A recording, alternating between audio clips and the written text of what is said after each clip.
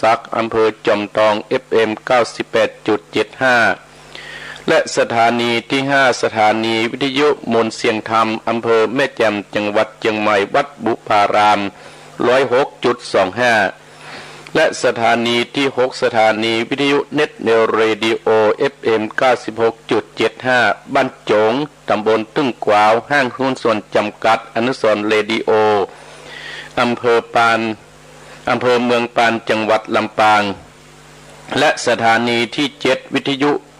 ชุมชนคนเหนือเขื่อนอำเภอฮวดจังหวัดเชียงใหม่ FM 90.75 และสถานีที่8วิทยุเพื่อการศึกษาวัฒนธรรมพัฒนาอาชีพ FM 103 อำเภอเมืองจังหวัดลำปางโดยคุณอนุพงษ์ตาจีนะและสถานีที่9สถานีวิทยุวิทยาลัยเทคโนโลยีและการจัดการกพพแม่เมาะลำปาง 99.50 เป็นต้นขออนุโมทนากับเจ้าของสถานีที่ให้ความเมตตากับครูบาอาจารย์ทุกรูปทุกตนโดยมีหลายผู้หลายตนและมีอัตมาภาพตนหนึ่งพระครูวรธรรมนาถเจ้าอาวาสวัดหนองเหียงได้มาพบปะศรัทธาญาติโยมมาแล้วศรัทธาญาติโยมอัตมาภาพก็ขอขอบพระคุณอนุโมทนากับศรัทธาญาติโยมที่วันนั้นมาหาอัตมาภาพบาพบที่หูข่าวว่าวัดอัตมาภาพได้โดนพายุหรือว่าลมหลวงปัดศาลาใหญ่ได้ปิ้นได้เสียหายไปหลายพอสมควรแต่ว่านี่ช่างก็ได้มาวัดเป็นที่เรียบร้อยแล้วศรัทธาญาติโยมอาตมาภาพขอขอบพระคุณศรัทธาญาติโยมที่ได้มาฝากซองไว้ว่าร่วมซื้อเมนทันซิดที่จะมุงราคาที่มันบินไปก็ได้มีแม่ลำดวนเชื้อไทยป้อไพบูลย์แม่จรูนปกปิงเมืองบ้านป่าหกฟ้าบ้านป่าหกห้าบ้านป่าห้าตำบลสุเทพอำเภอเมืองจังหวัดเชียงใหม่ป้อไพบูลย์แม่จรูนเนิร์ปกปิงเมืองบ้านป่าห้าตำบลสุเทพอำเภอเมืองจังหวัดเชียงใหม่ได้มาร่วม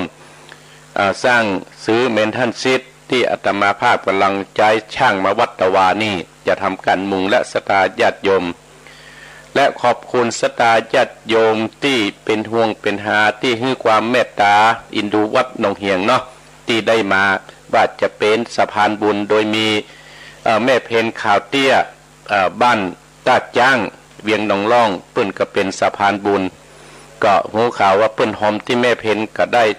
หลายแผ่นละนะอนุโมทนาศรัทธาญาติโยมเปิ้นมาวัดแล้วได้ราคาเป็นสีแดงก็จะราคาแผ่นได้อาตมาภาพก็ยังหุตามเจตนาเพราะว่าโรคโควิดศรัทธาญาติโยมแม่หาการตึงมาได้เอาไปฝากไว้ที่เปิ้นให้ก็ได้เนาะอย่างจังบ้านตาจ้างเวียงหนองล่องกับแม่เพนข่าวเตี้ยบ้านตาจางเปิ้นได้รวบรวมเพื่ออาตมาภาพตั้งเหล่ายาวปุ้นกับฝากที่แม่นงลักพี่ทองจาให้ก็ได้ที่ฟังรายการและแม่พงศรีวังมุ่นก็ได้หรือว่าในห้วในเวียงฝากที่แม่ยุพินหอมมาราหรือว่าแม่น้อยแม่หยวกให้ก็ได้ไปตังปูนที่หุจักอาตมาป้าอ้ายแม่น้อยสันปงแม่ลิมก็ได้อันนี้อนุโมทนาสาธุหรือว่าที่ป้อไพบูลย์แม่จรูนปกปิงเมืองก็ได้ปกปิงเมืองบ้านป่าห้าสุเทพให้ก็ได้อนุโมทนาสาธุเนอะญาติโยมบรรดาป้าอุ้ยแม่อุ้ยป้าออกแม่ออกอาตมาภาพตุเจ้าตนหนึ่งต้นน้อยๆก็ขอเป็นกำลังใจให้กับศรัทธาญาติโยมพี่น้องที่ได้ไปตรวจเลือดที่เสาะหาวะเนาะที่ประหือมันผ่านโรคโควิด -19 โดยเฉพาะพี่น้องคณะศรัทธาบ้านเหล่ายาวใต้เหล่ายาวเหนือก็ดี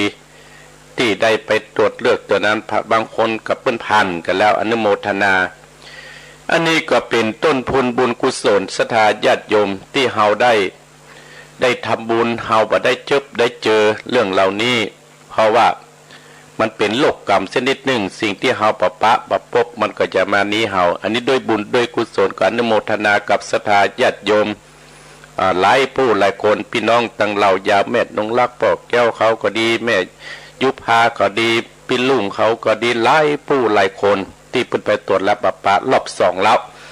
อนุโมทนาสาธุก็ขอให้บุญกุศลนั้นจุงมาย้อนปกปักรักษายังท่านทั้งหลายทุกท่านทุกคนโดยก็ขอให้เป็นบุญเป็นกุศลที่ได้มาอุปถัมภ์ยังตนตัวอาตมาภาพวัดหนองเฮียงก็ดีและขอขอบคุณศรัทธาญาติโยมที่เป็นห่วงเป็นหาเรื่องการกินกันอยู่วันนั้นอาตมาภาพก็ได้รับอาหารจากป้อไอ้แม่น้อยเนาะสันปงป้อไอ้แม่น้อยบ้านสันปงเปิ้นก็ลูกหลานเปิ้นอยู่ซีพีเปิ้นก็ได้เอาอาหารมาฝากให้อาตมาภาพขออนุโมทนาสาธุเนอพระสงฆ์สามเณรฉันอิ่มนำสำราญก็ขอให้ญาติโยมที่เป็นห่วงเป็นหานั่นก็คืออิ่มนำสำราญโรคภัยไข้เจ็บอย่าได้มาเบียดเบียนคิดและปรารถนาสิ่งใดก็ขอให้สมความมุ่งมั่นปรารถนากันกูคู่กูคนขออนุโมทนาเนอโยมแม่ยุพินหอมมาดาแม่น้อยไม่หยวกก็ดีเด้ออนุโมทนาสาธุที่เป็นห่วงเป็นหาอาตอนโยมแม่เพนขาเตี้ยหลายผู้หลายคนที่ไปมาปุปปะได้มาแล้วมาได้หันอาตมาเพราะว่าบางครั้งก็ไม่ได้อยู่วัดสถานญาติโยม2-3 วัน 4-5 วันนี้อยู่วันค่ำเพราะว่าเป็นคืนนิมนต์หมดสถานญาติโยมที่ไปส่งก่อนนั้นเป็นงานเก่าเนาะอู้กับสถานญาติโยมนำสถานญาติโยมไหว้พระสวดพุทธคุณธรรมคุณปารมี30 ทัศของครูบาเจ้าศิวิจัยนั่นก็จบไปพร้อมกับสวดคาถาต่างๆนานาก็ขอให้เป็นบุญเป็นกุศลมาคุ้มครองรักษาศรัทธาญาติโยมเฮาทุกท่านญาติโยมบรรดาพ่ออุ้ยแม่อุ้ยพ่อออกแม่ออกพี่น้องศรัทธาญาติโยมวันนี้อาตมาภาพก็จะได้มาอู้ถึงชีวิตของคนเฮาศรัทธาญาติโยมชีวิตของคนเฮานั่นนะเคยเกิดมาแล้วมามีโรคภัยมาเบียดเบียนมามีอะไรอย่างที่จะมาที่มาแต่งตั้งจิตตั้งใจเฮากันนับว่าเป็นบุญและศรัทธาญาติโยมบุญนี้มันก็ดึงมีขายบุญนี้มันมามีขายตามตุบตามกาดบุญนี้เฮาต้องสร้างขึ้นมาเองที่เฮามีกินมีใจทุกวันทุกวี่ทุกวันก็เพราะบุญกุศลที่เฮาได้สร้างไว้จัดกองปางก่อนเหมือนกับเฮาอยู่ทุกวี่ทุกวันเนี่ยศรัทธาญาติโยมเฮามีกินเฮามีใจเฮามีทรัพย์มีเงินไปทำบุญที่หันที่นี่ก็เพราะบุญจัดต่างก่อนเฮาได้เสาะไว้เฮาได้ทำไว้เฮาได้สะสมฝากไว้แล้วเฮาถอนตัวนั้นมาทำบุญก็เหมือนเดียวกันเฮาก็ต้องสร้างเองทำเองมันบ่สามารถที่จะเกิดขึ้นได้เลยนะศรัทธาญาติโยมยิ่งสมัยบเดียวศรัทธาญาติโยมบุญเนี่ยมันเกิดขึ้นยากถ้าเฮาบ่ตั้งใจทำแต่นะศรัทธาบ่ใช่เหมือนสมัยคนจัดปางก่อนบ่ใช่เหมือนใจตุกตะสมัยก่อนบ่ใช่เหมือนปู่เศรษฐีสมัยก่อนที่เพิ่นทำบุญเมื่อเจนพระพุทธเจ้าเฮาในสมัยที่อยู่ในวิหารเชตวันเนี่ยศรัทธาญาติโยมเพราะว่าเฮาต้องตั้งใจทำแต่มันถึงจะเกิดขึ้นสิ่งอันใดก็ตามที่เฮาตั้งใจทำสิ่งนั้นมันก็จะต้องเกิดขึ้นแน่นอนอย่างอาตมาภาพได้จัดรายการได้หู้จักศรัทธาญาติโยมอาตมาภาพว่าอยู่ในสถานีวิทยุอยู่กับสถานีเนี่ยอาตมาภาพมันเป็นบุญเป็นกุศลกับเจ้าของสถานีและก็เป็นบุญกุศลกับอาตมาภาพที่ได้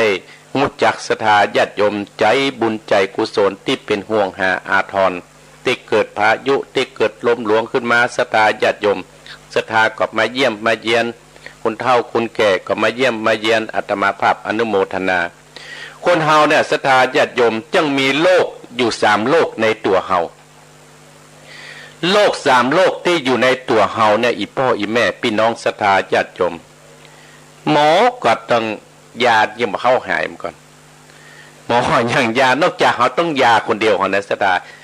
ยาโรคที่จะดานะที่มันหายนั่นคืออย่างก็คือน้ำธรรมคำสอนที่ครูบาอาจารย์นำมาเทศแล้วเราเอาไปใช้ยาตัวเก่าเราโรคอยู่ในตัวเรา3 คนเนี่ยมีการคู่คนจะโรคน้อยโรคนักก็อยู่ที่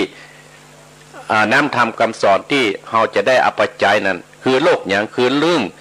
โรคคือความโลภ2โรคความโกรธ3โรคความหลงเนี่ย เกิดขึ้นในจิตในใจเฮากูคู่กูคนบอกว่าละอ่อนบอกว่าคนเฒ่าว่าคนสมัยกลางบอกว่าตุว่าพระอีพ่ออีแม่พี่น้องศรัทธาญาติโยมบรรดาพ่ออุ้ยแม่อุ้ยจะหันในทีวีก็ดีหันใน YouTube ก็ดีหันที่ไหนก็ดีที่ประเด็นเนี่ยบ้านเมืองเฮาเดือดร้อนกันทุกวันอย่างก็เพราะอย่างโลกความโลภเกิดขึ้นในจิตในใจมันมีอันยังมายับยั้งมาได้นอกจากคำสอนของพระพุทธเจ้าอีพ่ออีแม่ก็จะหันหลายที่ในทีวีก็ดีมีทีวีช่องหนึ่งนะอาตมาภาพทั้งดูนะศรัทธาญาติโยมไม่ใช่ดูหนังนะดูข่าวนะว่าทหารนั้นมันโค้นหาเรื่องตุเจ้าโค้นหาเรื่องที่หมูนี่เนอะอาตมาภาพปุ่นดีแต่เนี่ยจะมีรายการหนึ่งโอ้อันนั้นสู้ด้วยวาจาแต่มันก็โค้นเอาอยู่นั่นคือโลกความโลภศรัทธาญาติโยมที่เดือดร้อนกันทุกวูทุกวันเนี่ยเพราะว่าเฮาศรัทธาโดยบ่ยับยั้งเฮาศรัทธาโดยบ่ยับยั้งเฮาบ่ได้ใจสติปัญญาศรัทธาด้วยความโลภมันถึงเกิดปัญหาเกิดขึ้นในบ้านในเมืองของเฮาที่นี่วันนั้นกัตมาภาพกับหานโมเมชีก็อันยังกันหลายผู้หลายคนเฒ่าคนแก่ที่มาหาอาตมาภาพว่าโอ้ท่านพระครูบ่เดียวนี่นะศาสนาเฮามันจะเป็นอย่างอี้เนอะศาสนาเฮามันจะเสี่ยงจะสุดเนอะอาตมาความรู้สึกอาตมาว่าศาสนาบ่ตึงบ่เสี่ยงบ่สุดที่มันรู้ที่มันนี้ก็เพราะอย่างเพราะคนเฮามีโลกอยู่โลกนึงก็คือโลกความโลภติกมันเลยเดือดบ้านเดือดเมืองเนี่ยศรัทธาญาติโยมอันนี้เพราะฉะนั้นมันเป็นเรื่องส่วนบุคคลศรัทธาญาติโยมอีพ่ออีแม่เฮาก็ต้องพิจารณาเวลาเฮาจะแยะหยังเฮาต้องพิจารณากรรมโบราณต้นบอกว่ามีตาตึงพอแน่บหารตาเฮาอยู่กับตัวเฮายังพอแน่ตุกกอบหารเฮาก็ต้องใจหยังต้องใจปัญญาพอดีตื่นเอาทุกที่ทุกทางทุกที่ทุกสถานท่านทั้งหลายจะมีโลกนี้เกิดขึ้นแต่เฮาเดิบยังด้วยหยังด้วยย้ำด้วยสติและปัญญาเฮาก็ป่วยพิจารณาคือความโลภเนี่ยศรัทธาญาติโยมความโลภเนี่ยเกิดขึ้นกับบุคคลไหนก็ดีเกิดขึ้นกับคนไหนก็ดีเกิดขึ้นกับสัตว์ก็ดีเกิดขึ้นอะไรอย่างก็ดีศรัทธาญาติโยมจะทำคนเฮาน่ะดับบุบลงทันทีเนี่ยหมู่นี้นะศรัทธาญาติโยมอย่างครั้งพุทธกาลเนี่ยศรัทธาญาติโยมอาตมาภาพเคยเล่านิทาน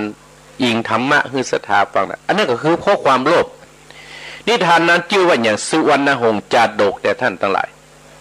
สุวรรณหงส์จาดกมีเรื่องอยู่ว่าสมัยหนึ่งพระพุทธเจ้าคนเนี่ยเฮาเนี่ยได้ประทับได้ยั้งอยู่ที่วิหารเชตวันที่เมืองสาวัตถีพุทธเจ้าเฮาเนี่ยได้พูดถึงเรื่อง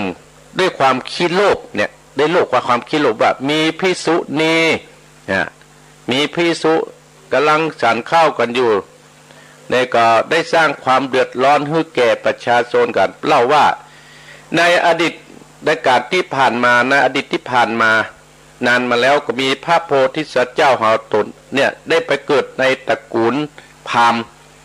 และก็มีพันนิญามีลูกมีเมียลูกด้วยกัน3 คนลูกของเปิ้นก็เป็นไม่ยิงโมดชื่อว่านางนันทนานันทวดีนางสุนันทาลูก3 คนเนี่ยเจริญใหญ่ขึ้นใหญ่แล้วก็ปากันไปแต่งงานกับหนุ่มที่มีฐานะเสมอกันต่อมานายพรานที่เป็นหัวหน้าครอบครัวเนี่ยก็ได้เสี่ยงชีวิตไปเสี่ยงบุญไปตั้งหลายนายพรานนี้ก็ได้เกิดเป็นนกหงส์ทองมีรูปงามสง่างามส่วนพันนิญาและลูกเต้าของท่านพราหมณ์เมื่อนางหัวหน้าตายไปก็ยากจนตรงตามลำดับพญานกหงส์ทองเนี่ยก็เลยนึกกึดจัดหลังว่าย้อนคือว่าโอ้พันนิญาและลูกเขาเนี่ยยากจนก็เกิดความสงสารตั้งแต่ที่เกิดเป็นนกขุนทองก็เลยเกิดอินดูกับบินมาหาที่บ้านแล้วก็มาบอกกับนางธรรมนีกับลูกสาวหลังว่าย้อนคือว่าโอ้พันนิญาดีนางสุนันทาว่าโอ้ลูกมันต้องกลัวพ่อเนอคือเนี่ยพ่อได้เกิดเป็นนกหงส์ทองเนี่ยลูกเขายากจนอีพ่อก็อินดูก็เลยได้มาเนี่ยขอให้ลูกนั่นเอาโขนของพ่อเนี่ยเอาไปขายประทังชีวิตเนอเนี่ยลูกก็จะเป็นคงขี้โลภเนอ ญาติโยมทั้งหลายนางพามณีกับสามนางนันทากับนันทวดีสุนันทานกับป้ากันเอาโขนนกของพระขายก็มีกันอยู่เป็นระดับขึ้นมาเป็นเริ่มดีขึ้นมาหน่อยอยู่มาวันหนึ่งนางพามณีเนี่ยท่านทั้งหลายก็มีโรคเกิดขึ้นในตัวก็คือโรคความด้วยความโลภเนี่ยท่านทั้งหลายก็เลยบอกให้ลูกว่าลูกมันโรยจ้านะ มันโรยจ้าจัดการฆ่านกขนท้องเสียเลย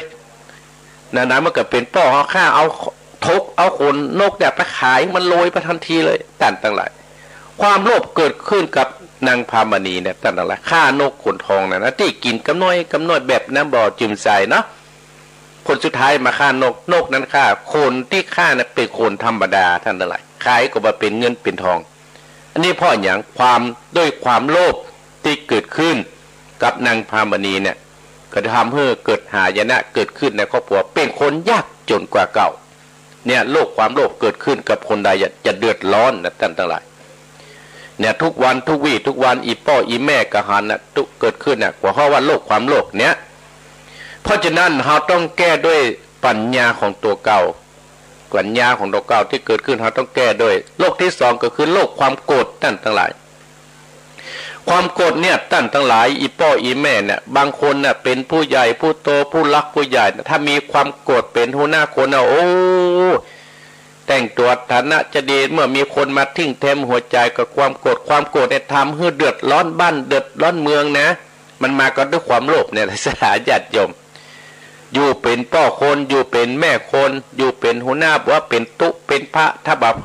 ระวังความโกรธเนี่ยเสียคนนะท่านทั้งหลายผู้รับผู้ใหญ่เสียคนมาก็เพราะความโกรธความขี้มิ่งเนี่ยท่านทั้งหลายความโกรธความขี้มิ่งเนี่ยมันดีอย่างเดียวแต่ท่านทั้งหลายดีอย่างเดียวแต่นะอาตมาพิจารณาดีอย่างอีป้อยแม่ดีตอนที่มันโคตรไว้ตามน้ำพริกแต่มันโคตรให้ผัวมันตามน้ำพริกเรียกเลยนะก๊อกเนี่ยดีอย่างเดียวแต่นะอย่างอื่นบ่ดีละท่านทั้งหลายถ้าอยู่ตั้งนอกก็อย่าบกอกวัดหัวลูกมันถ้าอยู่นี่ตีนเตะประตูห้องสุมาเนอเนาะเอามีดขว้างพ้องเอายังขว้างพ้องบางครั้งเงี้ยแล้วพัดไปสู่คนที่หักพัดมามีดไปตามเป็นติ้งไปตามกับได้ปลาขันยามาด้วยเพราะอย่างด้วยเพราะความโกรธเขาเนี่ยท่านทั้งหลายความโกรธนี้เขาก็ต้องหมั่นขยันพิจารณาโดยการนั่งหลับตาพิจารณาทุกวันพิจารณาทุกวันความโกรธนี่กล้วยดับหายความโกรธเหมือนไฟเนี่ยท่านทั้งหลาย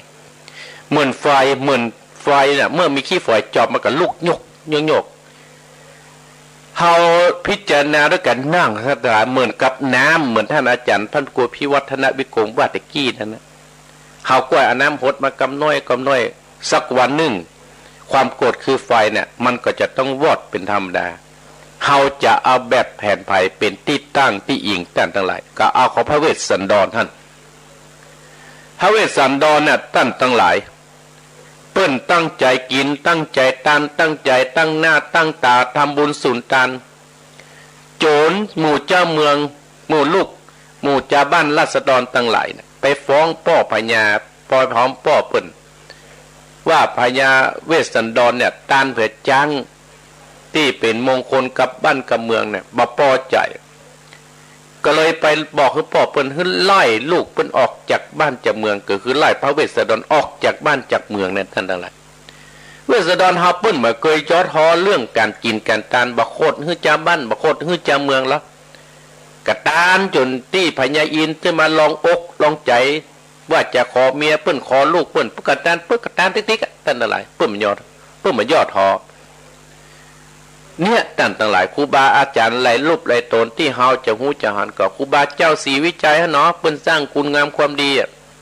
เปิ้นก็ย่ำท้อในประวัติเปิ้นอีพ่ออีแม่ลงไปซ้ออ่านเอาเถอะเอาไปซ้ออ่านเอาเถอะเปิ้นก็บ่ยอดท้อเปิ้นก็ได้ดิบได้ดีเพราะฉะนั้นผู้ใดที่มีความโกรธย่อมเกิดหายนะเกิดขึ้นกับตัวเก่าและฐานะของเฮาเพราะฉะนั้นเราต้องดับความโกรธด้วยกันเอาน้ำเย็นคือน้ำธรรมคำสอนของพระพุทธเจ้าเขาเนี่ยติดอีพ่ออีแม่ฟังเนี่ยอาตมาภาพเชื่อมั่นว่าท่านทั้งหลายได้ฟังน้ำธรรมคำสอนของพระพุทธเจ้าของครูบาอาจารย์แล้วที่ครูบาอาจารย์ได้เอามาเสี่ยมเอามาสอนได้มาบอกได้มากล่าว ความโกรธนั้นก็จะกล้วยยับยั้งลงไปต้อยน้อยต้อยน้อยอาตมาหันยังป้ออาตมาภาพสกอนี่เพื่อเป็นคนขี้มิงตั้งหลักอาตมาภาพมาบวชเป็นตุเจ้านี่นะ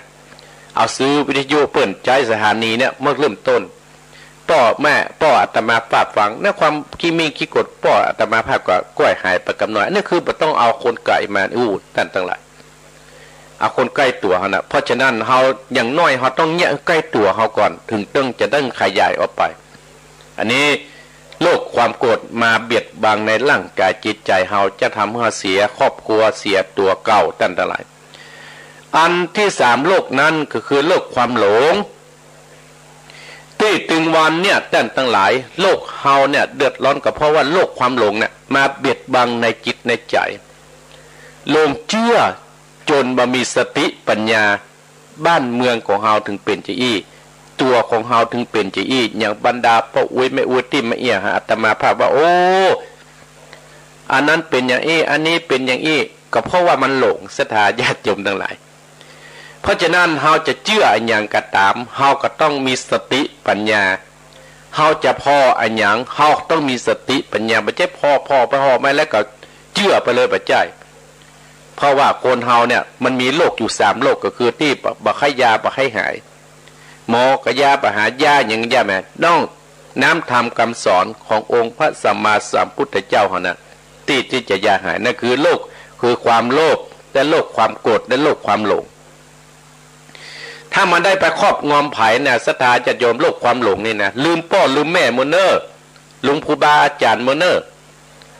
บางคู่บางคนเนี่ยศรัทธาญาติโยมบ่ใช่อีพ่ออีแม่นะคนที่มันอยู่ใกล้ๆปุ่นตีเสียงวิทยุนี่ไปบ่ถึงเพิ่นพ่อแม่ส่งห้ำส่งเฮียนแล้วได้ดิบได้ดีลืมพ่อลืมแม่ก็มีบางครั้งพ่อแม่ได้เอาไปบวชก็ดีไปอย่างก็ลืมพ่อลืมแม่ก็มีนะลืมหมดศรัทธาญาติโยมพ่อแม่จะทุกข์จะได้มานึกถึงทอดเต้เพิ่นเลี้ยงหามาน้อยๆแถมอย่างหนึ่งศรัทธาญาติโยมอาตมาภาพไปพบปะคนหนึ่งนะศรัทธาญาติโยมก็เกิดกับเป็นดีดูคนเฒ่านะเปิ้นก็มาภาวนาบอกว่าโอ้ท่านพระครูอยากให้อีพ่ออีแม่ตายแต่ไหนอย่างอ่ะถึงวันนี้อีดบ่ได้ไปที่ไหนเนี่ยทำมันอย่างไทยอ่ะโอ้จะต้องไปเปลี่ยนเพมเพิดพ่องจะต้องไปเอาเข้าห้องน้ำห้องบ่ได้เงี้ยเวียกเงี้ยกันบ่ได้รับได้นอนเมื่อคืนกระจายติกญาติโยมเราเกิดเนี่ยเรียกว่าความหลงให้ความโกรธเกิดขึ้นและความโลภเกิดขึ้นแล้วทำให้ลืมพ่อลืมแม่เลยนะเนี่ยอันตรายเฮาลองรับตานึกถึงว่าบรรยากาศตอนที่เฮาเปิ้นเลี้ยงเฮามาตั้งแต่น้อยๆนะครับตั้งหลายเปิ้นเลี้ยงเฮาตั้งแต่น้อยๆเฮามาอีพ่ออีแม่นึกเเปิ้นเขี้ยวเหนียวฝนจะตกน้ำจะนองแดดจะออกเปิ้นก็ดูแลเฮาเปิ้นจะกินไอ้หยังเข้าไปก็กวนลูกเนี่ยกินน้ำนมบ่ได้ก็จะเพชรจะพิษเดือนพ่องกวนลูกผสมประกอบพ่องเนี่ยอาตมาภาพนี่ว่าบุญคุณของพ่อบุญคุณของแม่นี่นะท่านทั้งหลายเป็นอันใหญ่อันหลวงถ้าเฮาระนึกอยู่ตลอดเวลาเนี่ยท่านทั้งหลายทำให้จิตใจเฮาเนี่ยแช่มชื่นเบิกบานเนี่ยอันยังก็บัดติดค้างนะท่านทั้งหลายถึงได้อยู่กับในพระพุทธศาสนาทุกวี่ทุกวันเนี่ยโดยมีพี่น้องศรัทธาญาติโยมขึ้นสีขาวเนี่ยที่ให้การอุปถัมภ์ค้ำจูอาตมาภาพมาโดยตลอดแม้นว่าจะไปใกล้จะแม้นว่าจะไปไกลก็ดีและขอบคุณศรัทธาที่เพิ่นมีความเมตตากับวัดหนองเหียงมาโดยตลอดอาตมาภาพขออนุโมทนากับศรัทธาญาติโยมบรรดาพ่ออุ้ยแม่อุ้ยพ่อออกแม่ออกพี่น้องศรัทธาต้านผู้ฟังเฮาทุกท่านทุกคนโดยอันนี้อาตมาภาพได้นำโลก3โลกนั้นมาคือว่าโลกความโลภโลกความโกรธโลกความหลงถ้าจะแก้ได้ก็คือจะต้องได้ฟังน้ำธรรมคำสอนของครูบาอาจารย์เฮาทุกรูปทุกตนที่เปิ้นนี้มาศรัทธาญาติโยมวันนี้อาตมาภาพก็จะเทศธรรมชื่อว่าสุริยาแห่คำผูกท่วน8โดยมีเจ้าภาพก็มีแม่เพนขาวเตี้ยพร้อมด้วยลูกเต้าเหล่าหลานจุผู้จุคนเปิ้นมาเป็นเจ้าภาพภารณามาโดยตลอดตั้งแต่ผูก1ถึงผูกที่8และศรัทธาญาติโยมก็และขอบคุณแม่ดีปันมาเรือนบ้านห้วยน้ำขาวได้เป็นเจ้าภาพ กันเทศพรุ่งนี้โดยเพื่อจักเทศเทศนาอุทิศส่งกุศลให้กับเจ้ากรรมและในเวรตานประหืดเตบุตรเตวดาโดยแม่เพนข่าวเตี้ยนั้นอุทิศส่งกุศลให้ป้อชื่อว่าป้อน้อยปันแม่เงินจีนาอีโอ้ป้อน้อยปันกับแม่เงินจีนาอีให้จะได้รับนักขนาดเนาะอันนี้บุญกุศลจึงย้อนไปถึงแม่เพนข่าวเตี้ยพร้อมด้วยครอบครัวจึงอยู่มีความสุขถึงปัจจุบันถึงแม้นว่าเปิ้นจะพิการแต่เปิ้นปฏิการทางใจนะสถาญาติโยมเปิ้นยังรับเป็นสะพานบุญช่วยอาตมาภาพมาโดยตลอดเนี่ยสถาญาติโยมบรรดาป้าอุ้ยแม่อุ้ยป้าออกแม่ออกพี่น้องสถาญาติโยมทั้งหลายรู้สึกว่าวิทยุมันก็จะดับไปหรือว่าเน็ตมันดับก็โมโหเนอะเจ้าหน้าที่กำลังดดไปดดมาอยู่มาแล้วสถาญาติโยมผูกทุ่นแปดเลยนะสุริยาแห่คำเจ้าภาพก็คือแม่เพนคาเตียเนี่ยและนายอเนกชัยกวินอุทิศส่งกุศลให้กับป้อสนชัยชัยกวินที่ถึงแก่กรรมไปก็ขอเป็นบุญเป็นกุศลนี่ชื่อว่าเจ้าภาพผูกทุ่นแปดสุริยาแห่คำเนอะเอาละสถาญาติโยมเสาะหานาโทรศัพท์เสียก่อนมินะเสาะหามันนักหนังสือประเด็นนี้ค้างเห็นประมาณ10 นาทีจะถึงตี 5เนาะ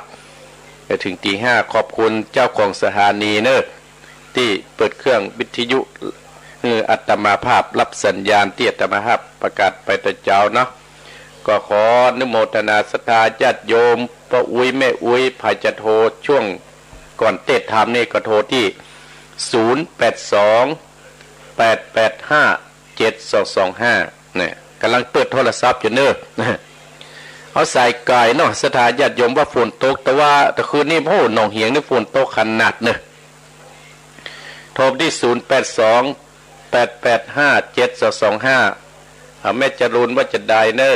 โทรแต่วันนั้นพุทโธมาหาอัตมาภาพแม่จรูน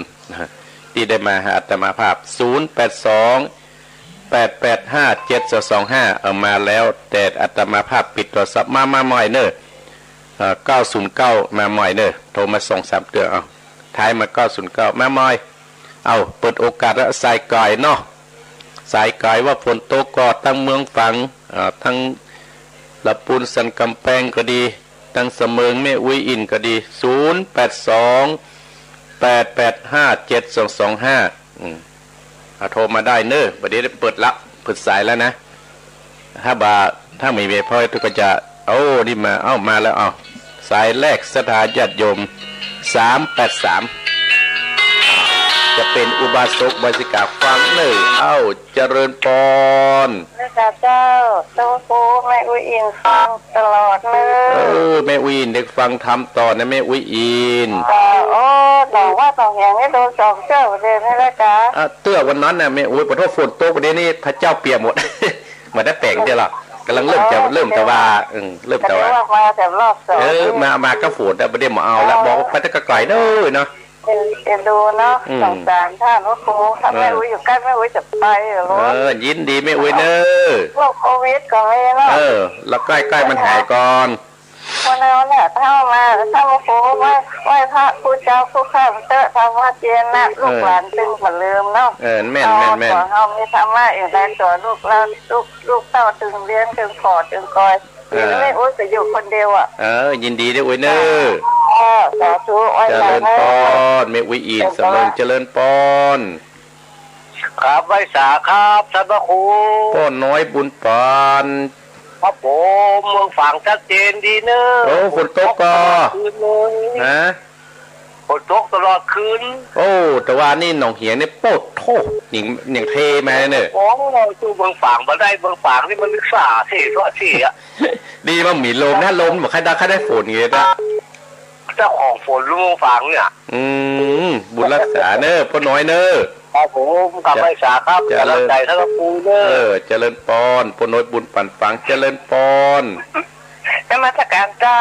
จากหลังการแม่สาวเจ้าอำเภอแม่อายเจ้าแม่จันสมเจ้าว่าจะได้วันนี้ฝนตกก็แสดงความเสียใจด้วยหน้าเจ้าที่ลมหลวงมันไปตั้งนั้นเดี๋ยวมันมาแล้วมาเอวหาบ่ได้มันก็ตึงหายกันแล้ว มันก็เติงหาตอนนี้มันไปแล้วนะไปตั้งดอยที่มีคนพวกน้องแน่กลับมาตั้งปัดดอยนะเจ้าโอ้ยยินดีแม่เนอยินดีนมัสการเจ้าเจริญพรเจริญพรไม่จันสมไม่อาเจริญพรไว้สาเจ้าท่านตาโพเจ้าจันทิพย์เจ้าจันทิพย์ว่าจะได้วันนี้ฟังกี่โมงฟังแต่อันท่านตาโพอันไว้ค่ะเจ้าอ๋อยินดีแม่เนอบุญรักษานะรักษาสุขภาพเนอสุขภาพวังนี้ก็แย่หน่อยเป็นยังเนอเอาบุญรักษาเนอจะเลินปอนจะเลินปอนท่านตาโพใช่ว่าได้หลวงพ่อจันเย็นกันเลยจะเป็นยังเจริญปอนเนอบุญรักษาเจริญปอนโอ้ว่าจะได้พ่อบุญมีหลวงพ่อหมดเนาะโอ้สบายมากแต่คืนนี้ม่วนเนอะมาแล้วถ้าตกยี่กระถาก็แค่มาลมมากันแล้วกันตกนักขนาด2 รอบขนาดแต่คืนนี้เนี่ยครับห้องมันละยินดีเนอะตั้งเกณฑ์เลย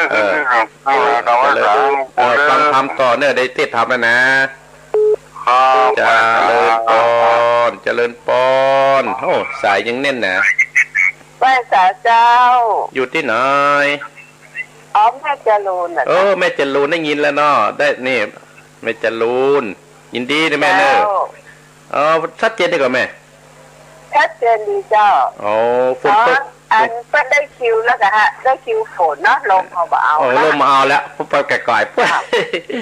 ไปในห้วยในดอยก็เจ้าในแพทย์ในดอยแม่สบายดีเนาะเจ้า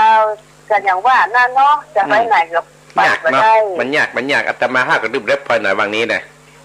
เจ้าน่าเขาว่าเขาต้องสู้กันน่าช่วยกันสู้ผ่านเจ้าต้องผ่านให้ได้เนาะไม่จะรู้เนาะเจ้าจะเลินปอนดูแลจะเลินปอนจะเลินปอนขนาด2 รอบเลยแต่คืนนี้จะเลินปอนเจ้าอยู่ที่น้อยอยู่เชียงใหม่เจ้าเชียงใหม่บ้านอย่างไหมบ้านปัตตานเชียงใหม่เจ้าพี่น้องปัตตานบ่ได้ยินเสียเตือนนี่เจ้าครั้งแรกเจ้าปัตตานได้โทรเจ้าฟังทุกวันทุกตนก็องค์เจ้าเคยหันกันสักเตือนนะแม่เนาะปัตตานเจ้าถ้ามีเวลามันอันนี้แล้วโลกนี้แล้วจะไปแอวนะเจ้าปัตตานก็ไม่อยู่ใกล้ๆกันไหมน่ากันมันไปกาดกับการนักต่อกับฟ้างมากับกัวกันยินดีปัตตานแม่อย่างฮะ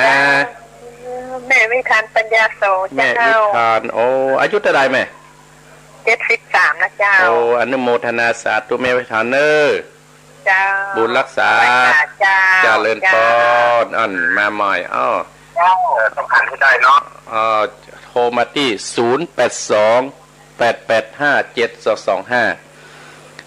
ศรัทธาญาติโยมแม่วิธานได้โทรมาอยู่บ้านปัตตานเพิ่งฟังเนี่ยโทรมาครั้งแรกว่าอายุ73อนุโมทนาให้แม่เนอเจริญพรจะได้สาเจ้าท่านพ่อแม่สีทอนเจ้าแม่สีทอนเจ้าอยู่บ่ได้อยู่นะอยู่ปุ้นหนองบัวอยู่ที่ไหนอยู่แม่คลองนี่อยู่เจ้าแม่คลอง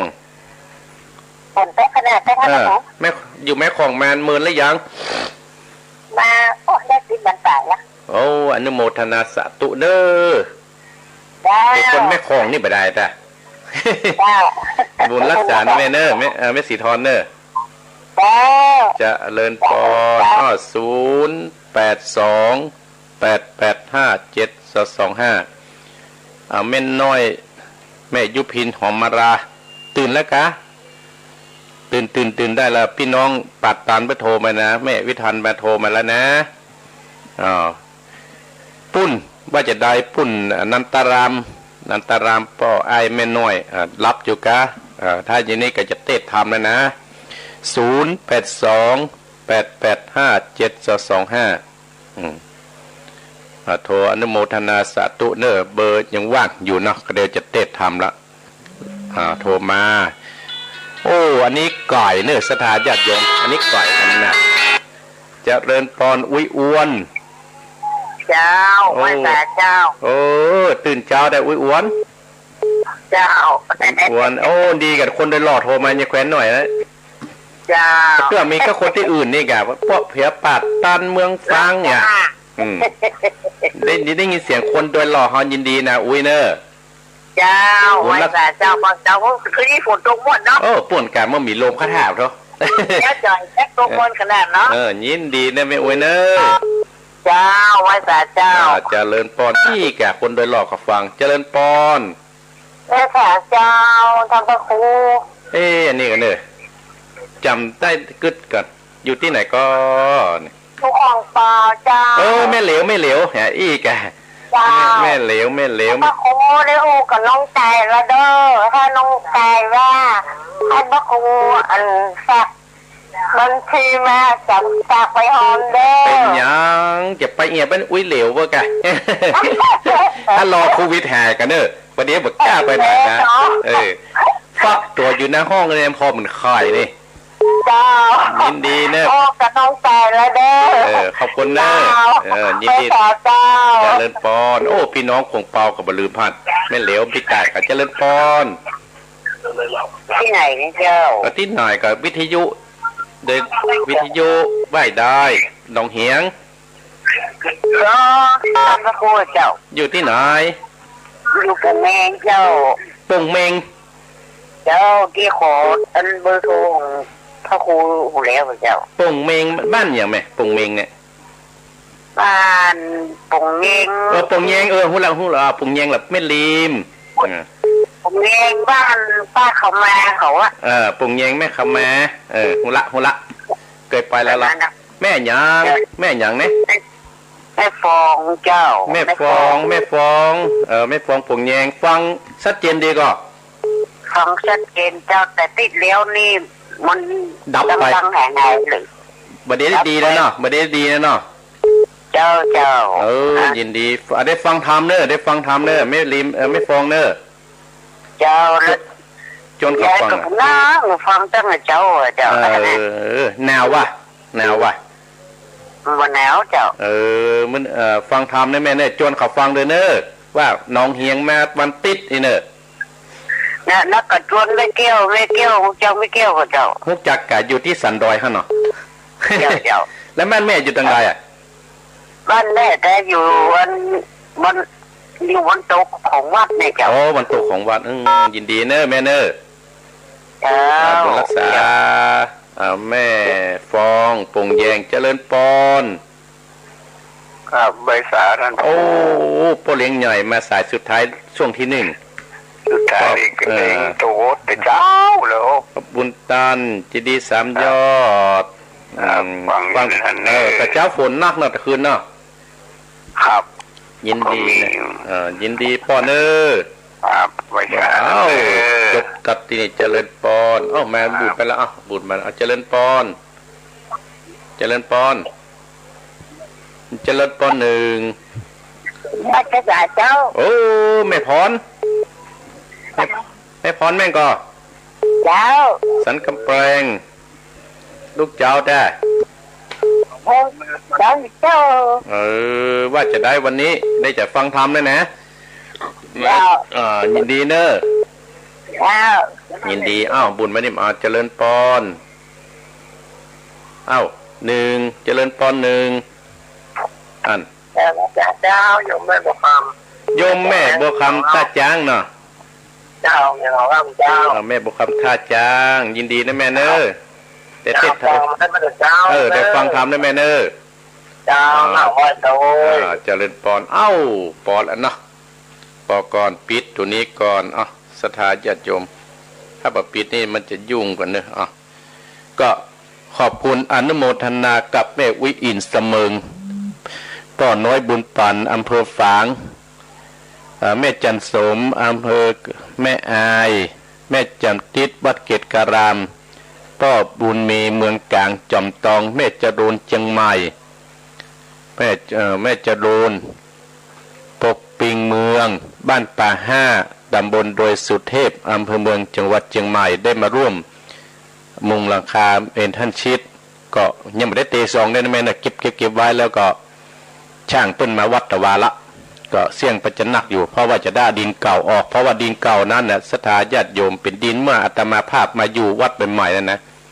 ทีเลขว่าจะลื้อขว้างตึงหลังนะโอ้ก็เสียดายมันเป็นของบักเก่าอาตมาภาพมาอยู่ครั้งแรกก็เคยแปลงตัวเนี้ยดังนั้นนะกลับมาแปลงไปเลยก็เลยเก็บก็จะมูลนะใหม่อลังคาออกเมื่อปีพศ28ละดินนะดินหลอนเนี่ยนะศรัทธาญาติโยมก็อาตมาภาพว่าโอ้ประมาณตารางเมตรสักสีแดงก็ได้ไปถามร้านของกรรมเปิ้นประวัติละจะเป็นตะไดก้อยมาบอกถึงศรัทธาญาติโยมร่วมทำบุญกันตามเจตนาของท่านอนุโมทนากับศรัทธาปัตตันแม่วิทันโทรมาใหม่อายุ73ขอบคุณได้ที่แม่ว่าจะมาร่วมกินลมตาลแม่สีทอนอยู่หนองบัวชัยประการแต่มาอยู่แม่คลองแม่วิอวนโดยหล่อเฮาคนเท่าใส่เหนือคนเท่าใส่ใต้ปุ้นดงหานัดแม่เหลวกับโยมพิไตก็อนุโมทนาสาธุเนอไม่เหลวเนอวันคงเป่าวันปงแยงกับแม่ฟองแม่ฟองเนอแม่ฟองเนอบอกแม่แก้วขอตัวบอกมูนั้นตัวเนอแต่มาภาพจะทำการซื้อเม็ดให้ซิดมุงราคาที่ลงปัดวันนะพ่อบุญตาลจีดี3ยอดแม่พรสันกำแพงและแม่บัวคำตาจังที่ได้โทรมาตอนนี้เนอศรัทธาญาติโยมเอาละอาตมาภาพก็อนุโมทนากับเจ้าของสถานีวิทยุที่ฮับตั้งแต่เวลาตี 5นี้เป็นต้นไปก็ไม่มีขอบคุณสถานีวิทยุบ้านทุ่งเรดิโอ 89.50 อำเภอสันปะตองสถานีที่2วิสถานีวิทยุขึ้นธรรมะของชุมชนวัดห้วยตองซัก 98.75 อำเภอจอมตองจังหวัดเชียงใหม่และสถานีวิทยุเวียงปะเป้าเรดิโอ 90 อำเภอเวียงปะเป้าจังหวัดเชียงรายและสถานีวิทยุของคณะสงฆ์อำเภอฝาง 100.25 อำเภอฝางวัดพระบาทอุดมและสถานีที่5สถานีวิทยุมนต์เสียงธรรมวัดบุพารามอำเภอแม่แจ่ม 106.25 และสถานีวิทยุชุมชนคนเมืองลี้อำเภอลี้จังหวัดลำพูน FM 103.75 และสถานีที่7สถานีวิทยุเสียงธรรมจากวัดจันทร์ 103.50 อำเภอกัลยาณิวัฒน์และสถานีที่8สถานีวิทยุชุมชนคนนาน้อยอำเภอนาน้อยจังหวัดน่าน 91.50 และสถานีที่9สถานีวิทยุสีคำเรดิโออำเภอเวียงสาจังหวัดน่าน 92.50 และสถานีวิทยุเสียงสายเรดิโออำเภอต้าวังผางอำเภอจังหวัดน่าน100.75 และสถานีที่11สถานีวิทยุชุมชนคนเหนือเขื่อนอำเภอฮอด 90.75 อำเภอฮอดจังหวัดเชียงใหม่สถานีที่12สถานีวิทยุน่านฟ้าเรดิโอ FM 101.75 ตำบลปะแดดอำเภอเมืองจังหวัดเชียงใหม่สถานีที่13สถานีวิทยุชุมชนคนต้นน้ำ FM 104.50 บ้านปุ่งน้ำฮ้อนตำบลแม่เจดีย์อำเภอเวียงปะเป้าและสถานีที่14วิทยุดินเด่นถิ่นร้านนา 103.50 อำเภอสันปะตองจังหวัดเชียงใหม่และสถานีที่15สถานีวิทยุล้านนาเรดิโอศพปับจังหวัดลำปาง FM 95.75 สถานีที่16สถานีวิทยุขึ้นพระพุทธศาสนาการศึกษาวัฒนธรรมวัดฝ่ายหิน 104.50 วัดฝ่ายหินและสถานีที่17สถานีวิทยุเพื่อการศึกษาพัฒนาอาชีพFM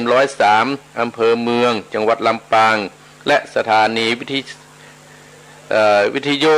วิทยาลัยเทคโนโลยีวิทยาลัย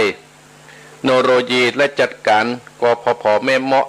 ลำปางโดยคุณอนุพงศ์ตาจีนะ18สถานีท่านทั้งหลายก็ขอบคุณอนุโมทนาสาธุโดยหน้าเนาะ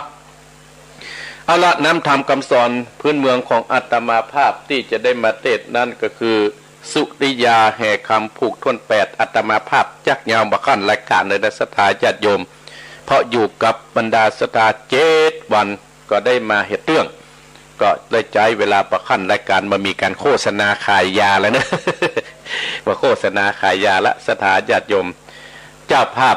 สถานนั่นก็คือแม่เพนขาเตี้ยพร้อมด้วยนายลูกหลานของเปิ้ลก็คือนายอเนกชัยกวินที่เป็นเจ้าภาพพังความฝูกทุน8นี้เพื่อจักทิศส่งกุศลให้กับต้นน้อยปันแม่เงินกินนายอีและนายอเนกชัยกวินอุทิศส่งกุศลให้ปอดสอนชายชัยกวินต่อไปท่านทั้งหลายน้ำธรรมคำสอนคราวที่แล้วนั้นเจ้าสุริยากับนางวิมารานั้นอีพ่ออีแม่หลังจากออกจากเมืองพญานาคแล้วเจ้าสุริยากับนางวิมาราลูกพญานาคได้เดินทางเพื่อจะไปเมืองพาราณสีเพื่อจะไปหาแม่ของเปิ้นที่อยู่ในเมืองพาราณสีนาสุริยากับวิมารานั้นก็เต้วออกจากเมืองบาดาลมาหมู่พญานาคตั้งหลายก็มาส่งที่หน้าถ้ำตั้งหลายสุริยากับนางวิมาราก็เต้วไปได้หลายมื้อหลายวันเป็นปีเหมือนกันเนอะสถาญาติโยมเต้วแล้วก็มาโพสที่เมืองพญายักษ์มันนะได้ไปอยู่ที่ศาลาในสวนอุทยานเนี่ยตั้งหลายมาอยู่ที่สวนอุทยานพญายักษ์ก็นั่นก็หานว่าเจ้าสุริยากับนางวิมาราเนี่ยมาอยู่ที่ศาลาก็เกิดความโกรธขึ้นจะยับเจ้าสุริยากับนางวิมารานะกินเป็นอาหารตั้งหลายเจ้าสุริยาหันยาอ่านก็บกัว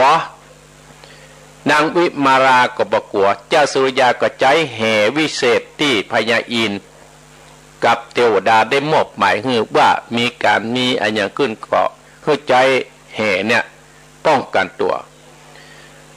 พญายักษ์ตั้งหลายหันเจ้าสุริยาก็แปลงตัวสูงเต้าลำตัวลำตันเขี้ยวงานเนี่ยปุดออกมากระตานี่เต้าหน่วยปะตานี่ตั้งหลายลอกลิ้นปิ้นตาใส่เจ้าสุริยากับนางวิมารา2 คนเนี่ยพันยาก็ประกัวตั้งหลายเจ้าสุริยาก็เลยใจแห่นะวิเศษตอดไปกันไปโปกใส่ยักษ์3 ตัวนะลากมาตั้งหลายยักษ์ก็ดิ้นติ๊กๆก็ดิ้นเนื้อก็บ่ออกเพราะมียันวิเศษนี้หรอเนี่ยตั้งหลายทำเรื่องนี้ก็จบตัดตินีเนี่ยจบตัดติเนี่ยอีพ่ออีแม่ผูกที่7จบตัดตินีแต่มาภาพเต็ดเขาที่แล้วเนี่ยนะต่อไปเนี่ยเจ้าสุริยากับนางวิมาราเนี่ยจะเป็นอาหารยักษ์หรือว่าจะเป็นจะได้นั่นก็เจิญบรรดาศรัทธาป้ออุ้ยแม่อุ้ยป้อออกแม่ออกต้านผู้ฟังเฮาทุกท่านนั้นได้สลับรับฟังชื่อว่าถามพื้นเมืองว่าสุริยาแห่คำผูกทน8ใกล้จะจบเหมือนกันเน้อสถาญาติโยมเนาะเอาละตั้งอกตั้งใจณบัดนี้เน้อตั้งอกตั้งใจณบัดนี้เอาแม่อุ้ยป้ออุ้ยเอาตั้งอกตั้งใจไว้ทำเน้อ นะโมตัสสะภะคะวะโตอะระหะโตสัมมาสัมพุทธัสสะพุทธันจะธัมมัญจะสังฆัญจะวิปัสสะนะเจตสานาสิตาปะเกนะปัตตาวะเตมนุสสัตตังตัสสะมาสะทุกขันติลำดำตามเตสัตนาสุดิยาเอกรรมมาถึงกันตวน8อาจารย์เจ้าได้กุดแกดกุดใหม่ปางเมื่อในพระหมุดนี้อันต้องเตียวไปในวัฏฏะสงสารไปคำโอคะสงสารถึงนิพพานเมื่ออันนั่งเจียนเจ้าสุดิยาอยู่ประหลาดนาสีแควนองปัดติดตององจุมโปอุปตากเลี้ยงดูอย่างแม่กำแก่ขับสายอื่นหนีจากบ้านนา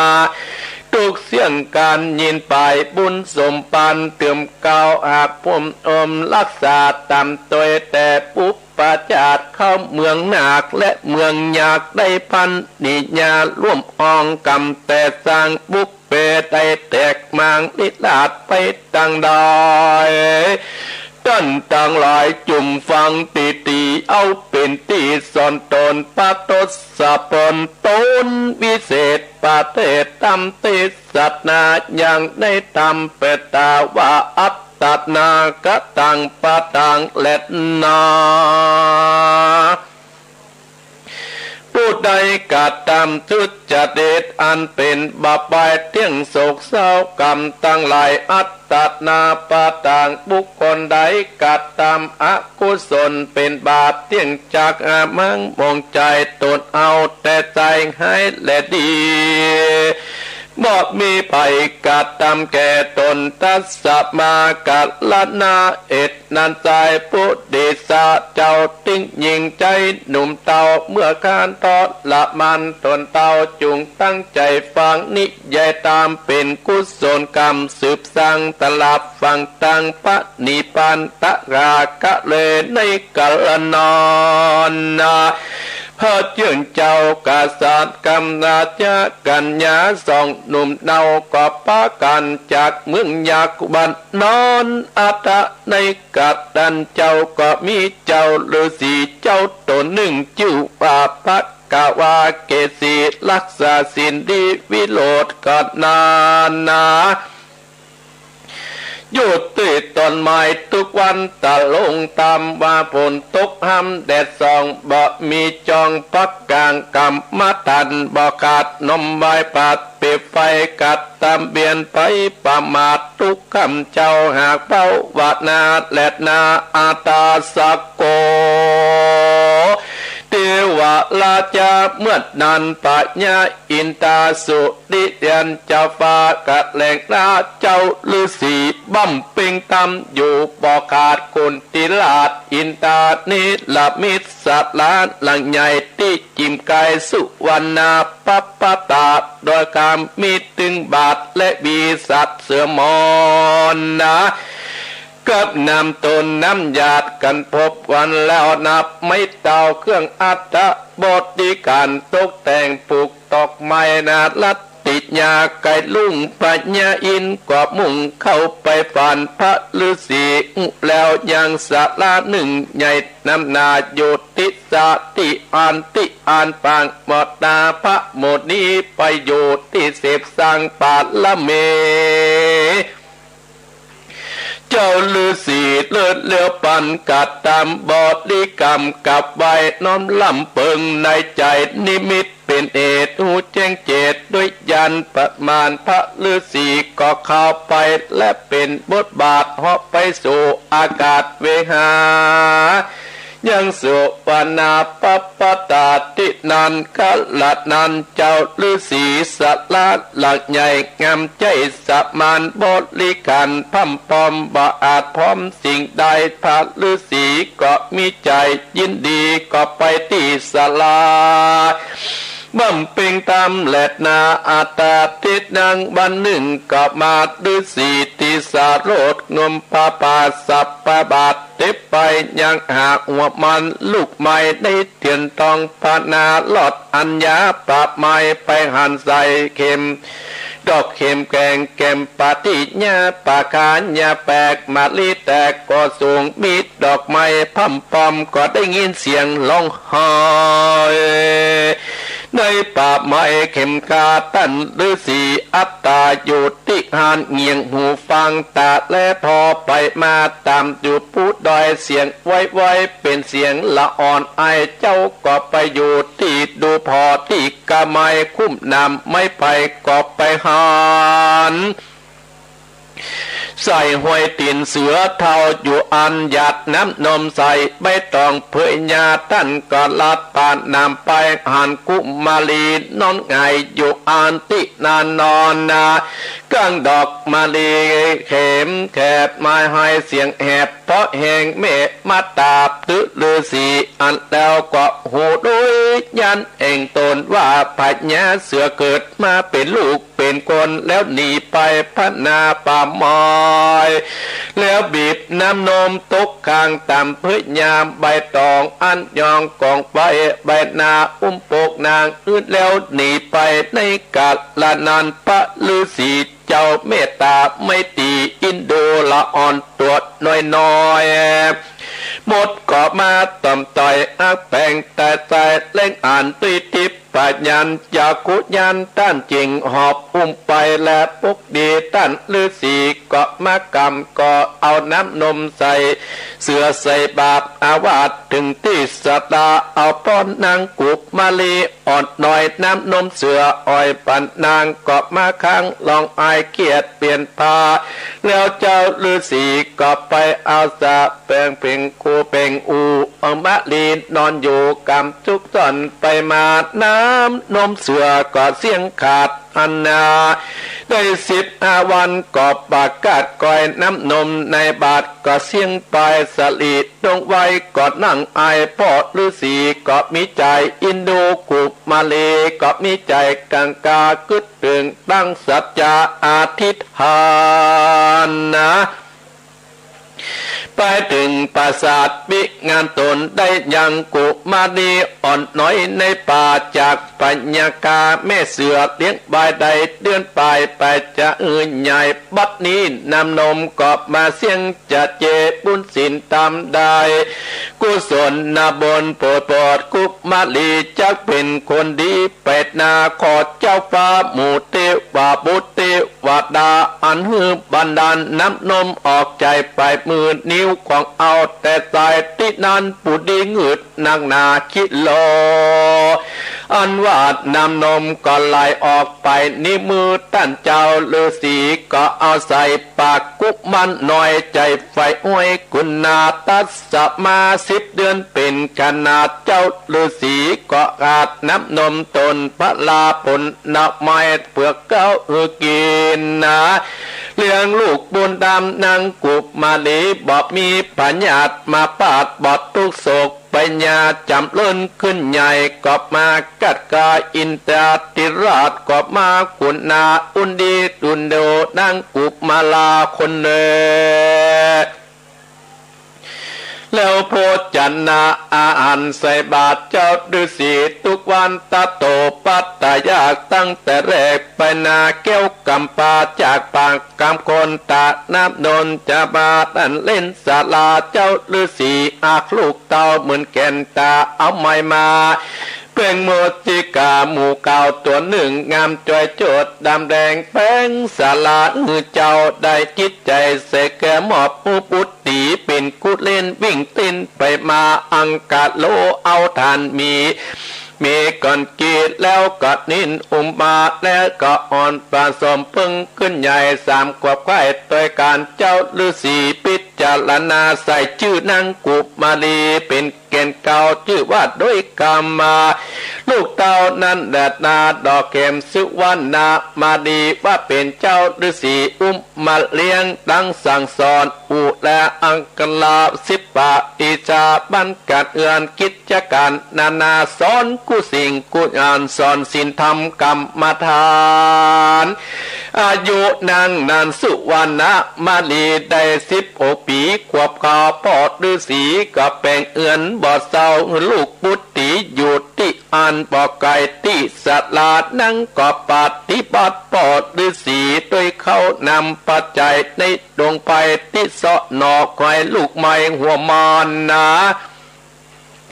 สะเดมาตาวายทักนำกองไปปิติจำเริญพ่อเจ้าได้ลูกเต้าคุณดีจำเริญดีมวนดาสะเดอ่อนเชียงการบำเพ็ญธรรมกับพ่อเจ้าตถามาญโกโพธิสัจเจ้าวิมาราจันตามุขีจัตตานีตังนีภิกขเวตุราภิกขุตั้งหลายวัตถุนิจายจักกาจีอุนนางยังกังกาเจ้าปุญใหญ่ได้ปรับ ยาก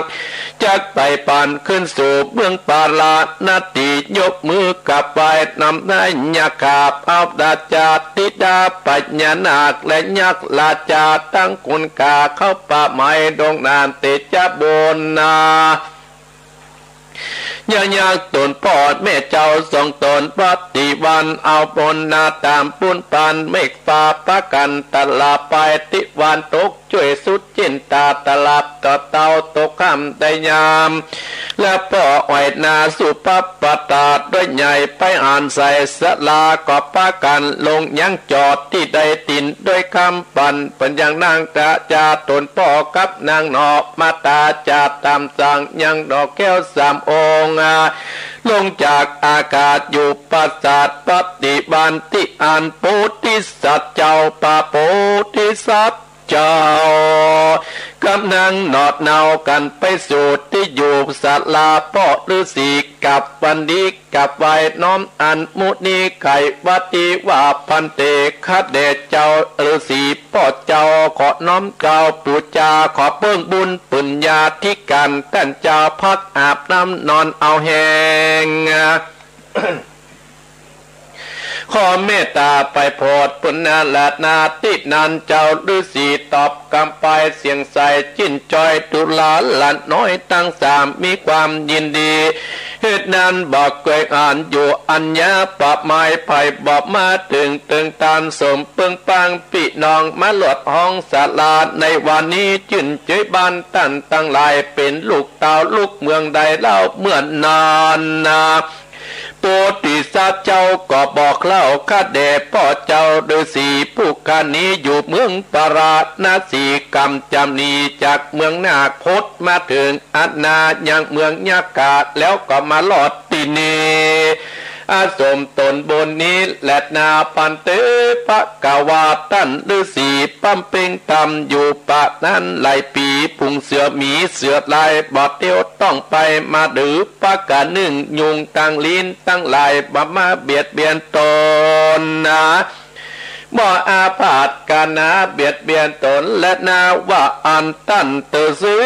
ตนนากับไขวัติมุตตาสัตว์ลายปาดถึงยุงและลิ้นเหยือกตั้งหลายมันบ่มาเบียดเบียนเราความมองเอาโศกเศร้าเจ็บปวดเก่าโลกาก็บ่ปรากฏหันและลานเฮ้ยข้ากินแต่เผือกมันเงาดอกบัวเต้าอันปลาอาหารบอกคัดสนจนสามตั้งหลายคนบอดีโภคใจเตอะลานเอ่ยว่าอันติดนานสามองค์กรรมหนุ่มเนากับฤาษีประกันเสวยข้าวน้ำโพจันนาอาหารสามคนอิ่มแล้วพระตนแก้วเจ้าฤาษีไขวัตีวัดดุลาลานสามเอ่ยประกันไปนอนไปนอกที่อยู่ออกอาสมที่นางสุวรรณมาลีลูกของข้าแล้วก็เรียกเอาลูกแก้วสุวรรณมาลีมาหาต้านสามคนประกันตั้งสามไปจอดยังที่เงื่อนตนส่วนว่าพระทศพลหานางสุวรรณมาดีวิ่งกระสู่บนสาราเกี้ยวโกใจจื่นโซจินบานนอโพธิญาณนากลับมาอ้างเป็นดังจังจานเป็นแดดอาปาปานฤดูเดือนเก่า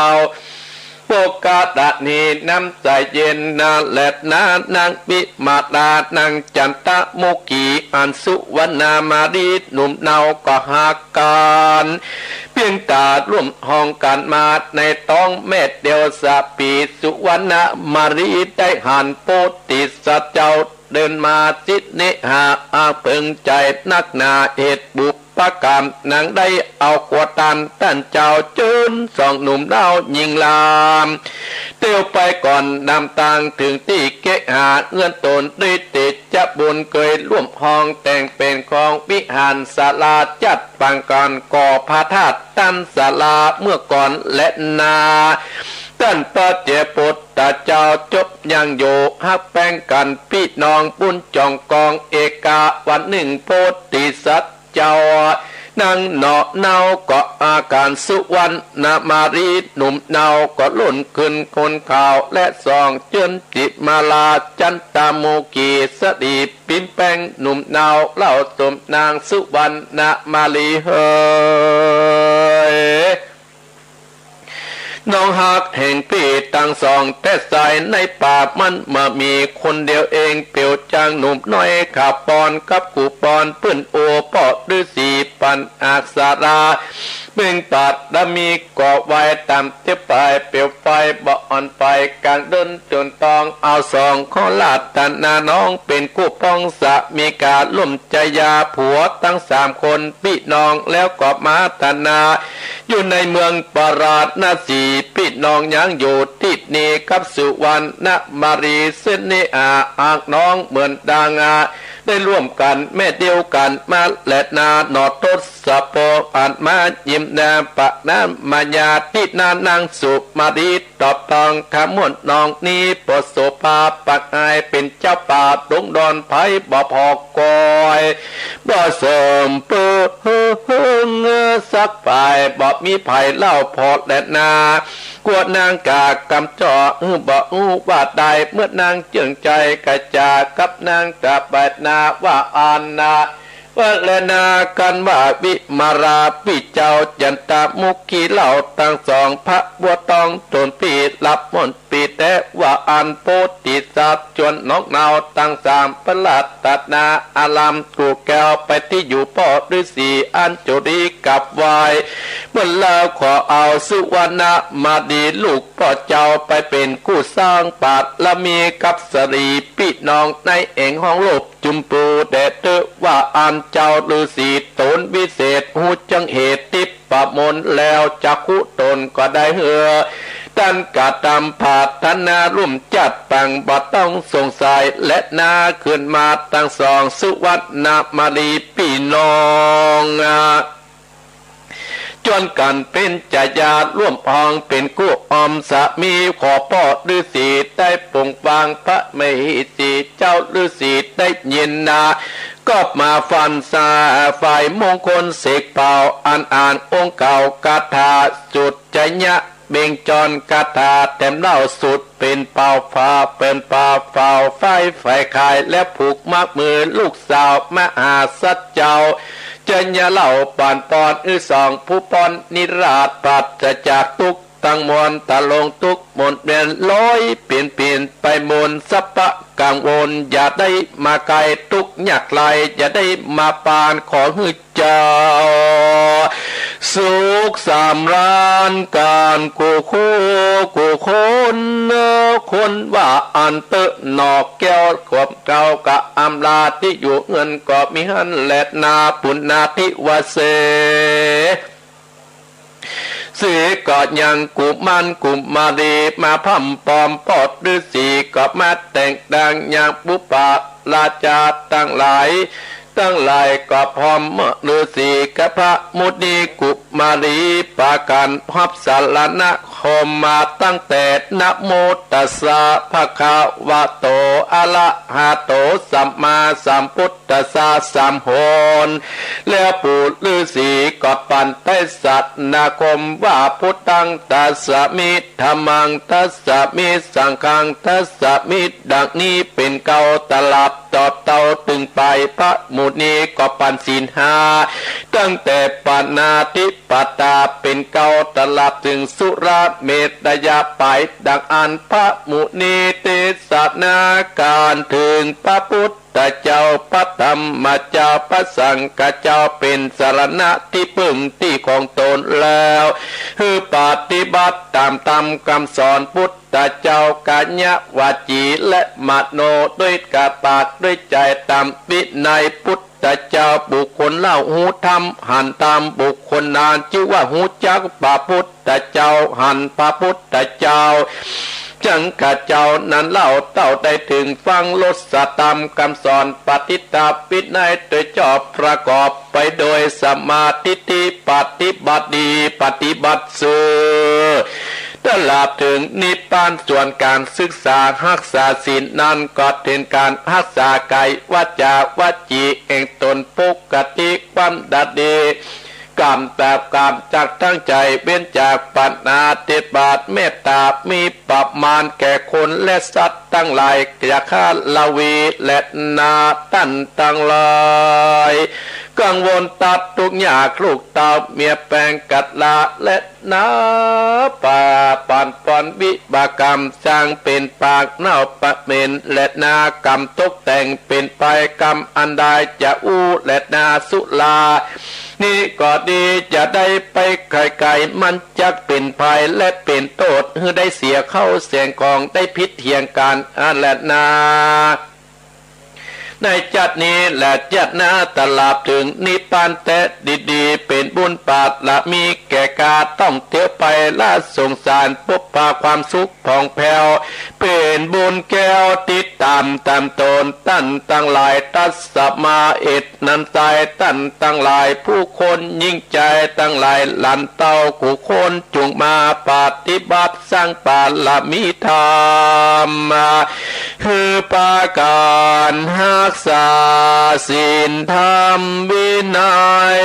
อย่าอื่นได้ขาดตั้นตั้งหลายอย่าได้ประมาทตลาดเดือนดับเดือนเปงออกแปดค่ำแหมแปดค่ำก็ปากันไปหักษาศีล58เสี่ยงวันหนึ่งเกินกดแกวดรักษากัดตามบุญเมตตาไปอย่าขาดอย่าได้ประมาทแก้วตั้งสามอุปตาคุบาอาจารย์พ่อแม่เมตตาเพื่อแผ่ญาติกาคือกำบันกำเมืองเอาตามกำลังเองตนแต่ใจก็ได้เถิงสุขสามปาการและนัดนิพพานเป็นที่แล้วบ่จะและนาบ่จะและนาสุวรรณาจะลังนิติตังคิญญาอันเก่ายังสุดยิญญาเอกรรมผูกต้น8อาจารย์เปิ้นกดแกดเตนี้ก็บางคมสมเลสเดชเอาละศรัทธาญาติโยมทั้งหลายอาตมาภาพได้เต็ดจบลงไปแล้วศรัทธาญาติโยมชื่อว่าสุริยาแห่คำผูกทวน8เจ้าสุริยาแห่คำพร้อมก้อยนางวิมาลาพดไปถึงเมืองยักษ์ทั้งหลายได้สู้รบตบเรียบยักษ์ได้ฆ่าสู้กันผลปรากฏว่าพญายักษ์กับทหารยักษ์น่ะสู้เจ้าสุริยาบ่ได้นางวิมาราเมื่อสุริยาได้จับพญายักษ์ได้กับแถลงเป็นพญานาคไปหลอกหลอนให้เขากลัวท่านทั้งหลายสุดท้ายพญายักษ์ยอมการเจ้าสุริยากับนางวิมาราและปากันไปที่เมืองพญายักษ์ไปปะใส่ลูกสาวพญายักษ์ทั้งหลายชื่อว่านางจันทะนี่นางจันทะนี่เป็นลูกสาวพญายักษ์อยู่ด้วยกันพญายักษ์เลยมอบกับเจ้าสุริยาได้นางจันทะนะเป็นเมียแห่งคนมีเมีย2 คนแล้วนะท่านทั้งหลายอยู่ด้วยกันได้ปีปลายได้ประมาณสักปีปลายท่านทั้งหลายก็เลยว่าก็เติงหาแม่ที่อยู่เมืองปาราณสีอยู่ที่เมืองปาราณสีก็เลยจะมาล่ำลาพ่อพญายักษ์กับแม่พญายักษ์จากลูกสาวไปตัวได้เมีย2 คนกับปาก็ออกจากเมืองยักษ์พ่อพญายักษ์แม่พญายักษ์ก็แถลงบอกว่าเหาะได้เหาะไปได้ท่านทั้งหลายเหาะจากบนฟ้านั่นน่ะใบเตียวขี้ดินแล้วนะดอกยักษ์มีของวิเศษใจเหาะเหมาะไม่ได้ไม่เป็นเครื่องบินไงเนาะเหาะไปก็ได้ไปกันนี้จะกล่าวถึงมีพ่อศิษย์พ่อฤาษีผู้ถือศีลอยู่ที่ในป่าที่หั่นพ่อฤาษีตนนี้ท่านทั้งหลายก็ได้บั้มเปงศีลภาวนาถือกรรมฐานอยู่ในป่าไม้หั่นศาลาก็บ่อยู่ท่านทั้งหลายฝนตกห้ำก็บ่ยักก็บ่ยอมย้ายไปที่ไหนจนพญาอินดูก็เลยแต่งศาลาเสกศาลาแล้วก็ไปบอกกับพ่อฤาษีท่านทั้งหลายพ่อฤาษีก็ย้ายจากที่หั่นบั้มเปงโดยบศีลบาคาดได้ไปอยู่ที่ศาลาบั้มเปงศีลบั้มเปงธรรมปุรุษีตัวนี้ท่านทั้งหลายอยู่ในป่านี่นะโอ้เพิ่นบ่กินเนื้อสัตว์เน้อไปกินแต่ผลละไม้ท่านน่ะเพอเรื่องจดลูกชิ้นเป็นแกนเป็นเตื้อง อันนี้อู้เล่นไม่ได้นะ กินแต่ผลไม้ต่างๆหลายอยู่มาวันหนึ่งก็จะไปเสาะผลไม้เนี่ยก็ได้ยินเสียงละอ่อนห้อยไผ่มาห้อยตำนี้ฮะก็เนี่ยจะให้เตียวไปแล้วเนี่ยแลตาพอเว้นเจนไปเม่นเจนมาเสาะพอตำคุ้มไม้คุ้มตอกก็บะหันไปปะใส่ตีห้วยตีนเสือเตียวไปตัวโอ้ไปหันใจละอ่อนเข้าใจแล้วว่าโอ้จะต้องมีแม่เสือเนี่ยเกิดลูกเป็นคนแน่นอนก็เลยทิ้งน้ำนมไว้ต่ำใบไม้เนี่ยก็เลยเอาน้ำนมน่ะใส่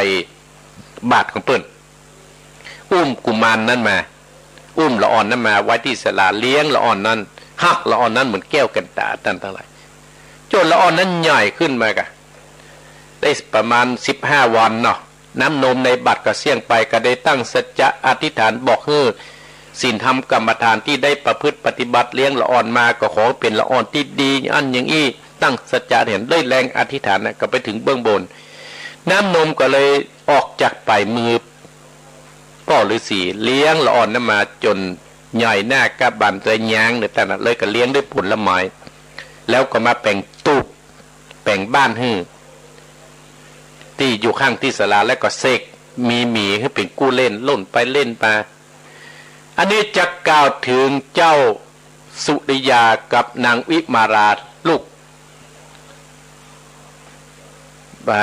พญานาคขาวพ่องแต่ลูกพญานาคโดยนางจัตตะได้ออกจากเมืองมาตั้งหลายเข้ามาข้ามแล้วก็เข้าไปย้างที่ศาลาไปขอที่อยู่ที่ศาลา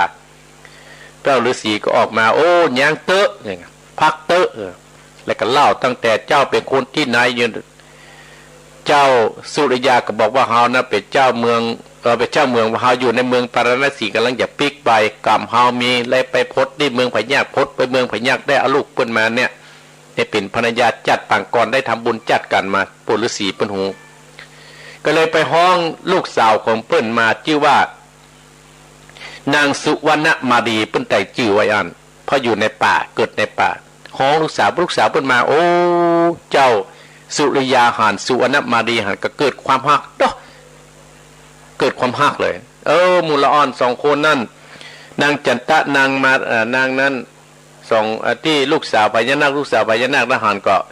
ก็เกิดความฮัก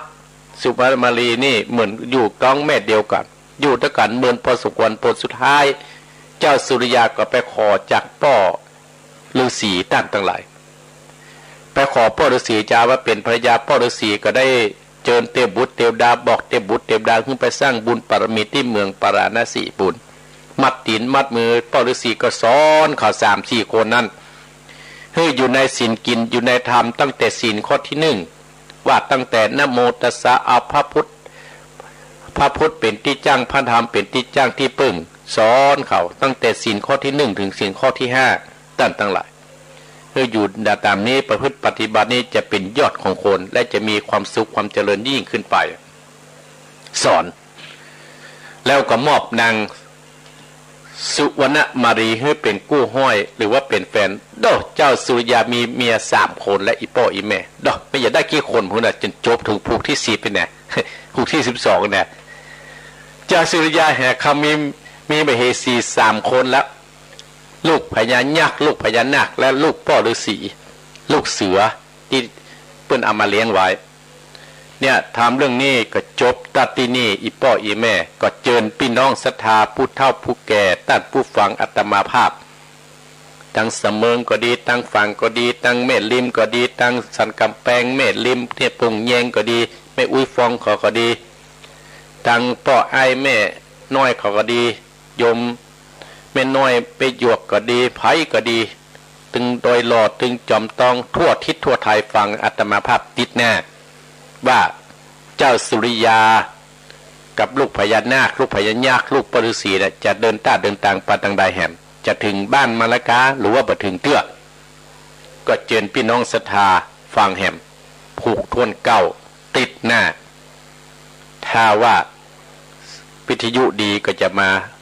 คอมพิวเตอร์ดีก็จะมาเนาะศรัทธาญาติโยมอันนี้จบตัดที่นี่เจ้าสุริยาแห่คำผูกทวน8จบตัดที่นี่เนื้อศรัทธาญาติโยมอีพ่ออีแม่เอาละศรัทธาญาติโยมไผ่ฟังอยู่ที่ไหนรวมเลยเนอะรวมเลยแต่กี้นี่รวมเลยไผ่ต้านไผ่เอามัน ก็อนุโมทนาท่านเจ้าภาพที่เป็นเจ้าภาพก็คือแม่เพนข่าวเตี้ยพร้อมด้วยนายอเนกชัยกวินที่ได้เป็นเจ้าภาพตามทำประหึปอกแม่เนี่ย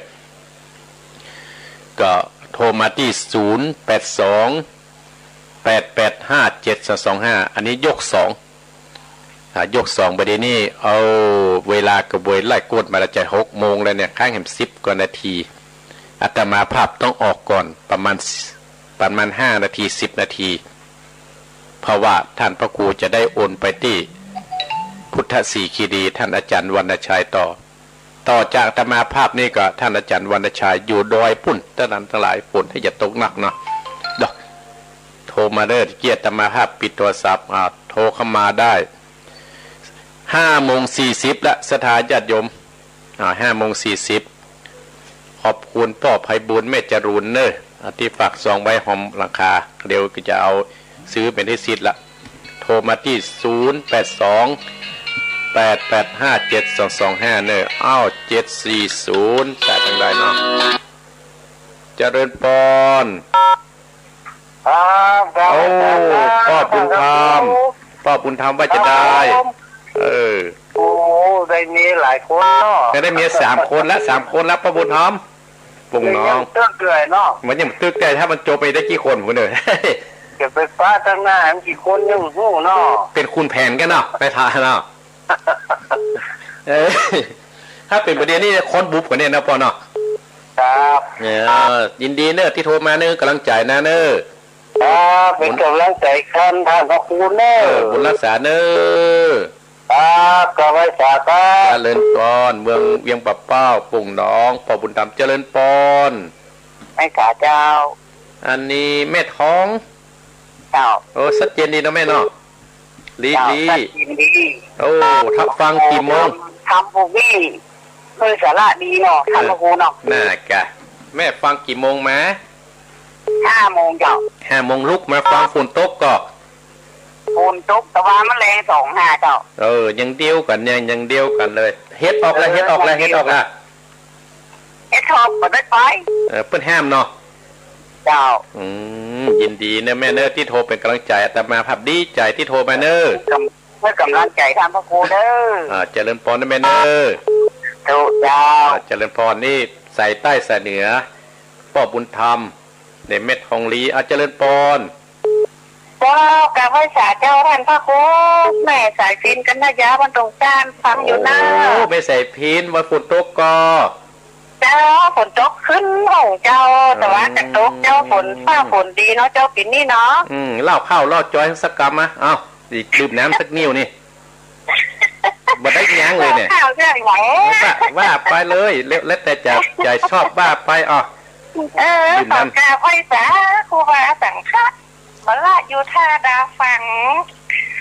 ฝนตกจัดนักขันฝากอาจารย์ตรงซานเมืองปานจุ่มเย็นแล้วเนอะเจ้าตกพอถึงกันหมดนะเจ้าเนาะมาฝนปีนี่ไงเจ้าก็แต่หลังใจท่านพ่อครูเนอขอบคุณแม่ใส่พินเนอตรงซานเนอนี่นักปัดเจ้าขอบคุณเจ้าเจริญปอนว่าให้อาตมาได้ดื่มน้ำอึกเลยเจริญปอนไปใช้เจ้าท่านครูอันนี้อยู่ที่ไหนอยู่อำเภอลีมันบวกเจ้าแม่หลงกันนะเจ้ามันบวกแม่หลงลีพี่น้องลีจะมาลากแต่เนาะฟังเจ้ายินดีในที่โทรมาให้กำลังใจเนอเจ้าบุญรักษานะแม่เนอเจ้าไปฟังว่าขอบคุณอนุโมทนาสาธุเนอเจ้าเจริญปอนบ้านบวกลีเจริญปอนเจ้ากับว่าสาเจ้าท่านพระครูแม่สุกแก้วศิลาพรเจ้าแม่สุกแก้วศิลาพรฟังท่านพระครูได้ไหว้พระฟังธรรมโดยธรรมดาเจ้าเลยเด้อเจ้าเด้อดีแม่สุกแก้วได้โทรมาตลอดเนอเจ้าติดตามตลอดเด้อทุกวันอาทิตย์นะเจ้าขอบคุณนะแม่เนอเจ้ากับไหว้สาธุเด้อเจ้าเด้อเจริญปอนแม่สุกแก้วเจริญปอนอาจารย์เจ้าธรรมครูแม่เพนแม่เพนยินดีแม่เพนที่เป็นสะพานบุญนะแม่เพนเจ้า2,000 ฝ่ายได้เด้อขอบคุณเนอ เจ้าขอเชิญเชิญนะเจ้าท่านพระครูนะเจ้ายินดีอนุโมทนาสาธุเจริญพร เจ้า ข้าวโควิดแล้วก่อนเนาะเจริญพรไปจ้าพระครูเจ้าแม่มาเนี่ยเลยบ้าจะได้แม่เฮือนแม่เรือนจ้าแม่เรือนฝนตกก็ลำปางพี่น้องลำปางตกมันนักเจ้าตกมันนักนะโอ้นี่ตกนักนะแม่เลยยินดีขอบคุณนะที่โทรมานะก็ห้องขึ้นห้องอ่ะยินดีเนอะลูกและกาเดี๋ยวเนี่ยบุญรักษาเนอะจ้ากำลังใจเนอะเจริญปอนแม่เรือนเจริญปอนขอจ้าท่านพระครูแม่สุทัศน์แม่สุทัศน์โอ้แต่ฝนก็ตกก็ม่วนเมื่อคืนนี้เนาะไม่สุดทัดฟังทำสุดยอดจ้ะบัดดับนะวันนี้เนาะแสนโพจ้าแต่ว่ามันซื้อนี่มีละอ่อนอยู่ที่บ้านเสนผมบ้านแหมฝากน้องบ้านหนึ่งก็แม่บ้านแหมบางบ้านว่าจ้าบ้านที่มุมบ้านเดียวกับให้แหมเลยแหมฝากหนึ่งฝากปันออกนะบ้านอยากจะรู้บ้านใต้อีกแต่ถ้าบ้านใต้เนาะอันนี้แม่อยู่ตรงมันตกอ่ะน่าสกุลแสนลาดนะแม่มันว่าเป็นญาติแม่นะละอ่อนนั่นนะได้ไงแต่จืดมันอย่างก็ลึกเปล่าขึ้นมาจิ้นนุ้ยกันนะเปิ้ลมาอย่างมาแอววัดไงกันมาก็แม่กับเปิดนะก็ลูกไอ้วานกันเนาะที่แม่วันนั้นลูกไอ้วานนี่อยู่แต่ฝากมันหูเจ้าก็หลุดเสียมันหมดแล้วเจ้าเห็นแม่สุดทัดปุ่นเนี่ย20 ปีแล้วนะเอาแม่พดมาแต่วันนั้นเนี่ยมันได้ยินดีนะแม่เนอจ้าสาธุท่านเจริญปอนเจริญไปสุทัศน์โทรมา0828857225 เจริญปอนพระเจ้าอาจารย์ทั้งอยู่เลยแม่ตุ๊กแม่ยังแม่ตุ๊เจ้าแม่ตุ๊บ้านรองเจ้าฟังเจ้าร้องบ้านรองเวียงปะเป้าฟังเสียงชัดเจนดีเนาะแม่เนาะชัดเจนดีเจ้าคุณโต๊ะก็มันตกแต่ว่าน้อยเดียวอันนี้มันตกเลย